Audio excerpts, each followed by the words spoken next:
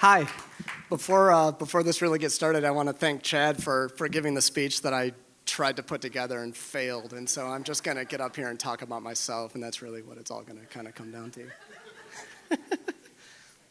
All right, yeah, whenever you're ready. So I got into homebrewing pretty much by complete accident.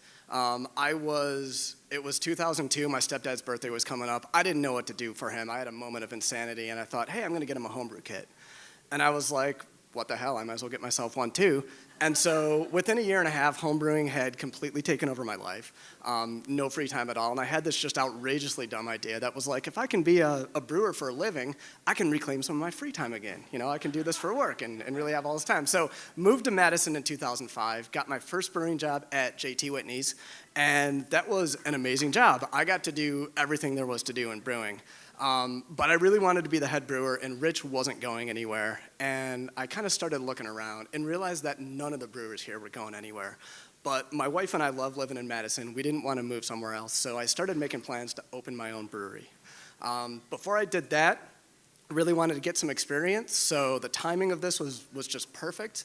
Otter Creek Brewing in Vermont was looking for a temporary brewer. And I was like, cool, I can go out there, learn a bunch of stuff, get the rhythm of fast-paced production brewery, live in a beautiful place for 10 months, come back to Madison and really get going on the brewery. And that's really when I donated my brain to science. And I was like, I'm just gonna make this my full-time job. I'm gonna try to open a brewery. So I recruited my friend Robin, and the two of us spent 2 years trying to open this place called Republic Brew Pub and couldn't raise the money.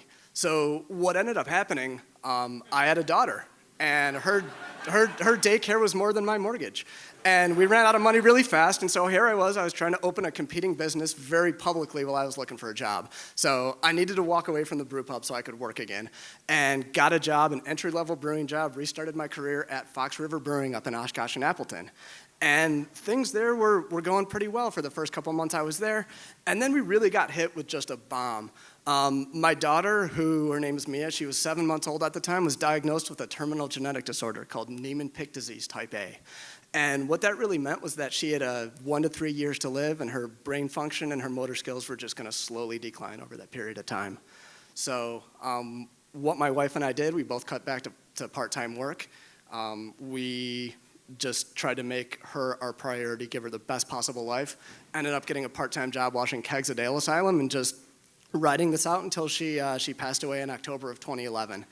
And 6 days later, my second daughter was born. Her name is Sophie. And at this point, a smart person would probably be like, this is when I take stock of my life. This is when I figure out what my priorities are. And I really just thought I needed normalcy, so just dove right back into full-time work. And at the time, Ale Asylum was building their new facility. Dean kind of comes up to me and he goes, Joe, I want you to be the quality manager. I'm like, you're nuts, you should hire a biologist. And he's like, oh, you'll figure it out.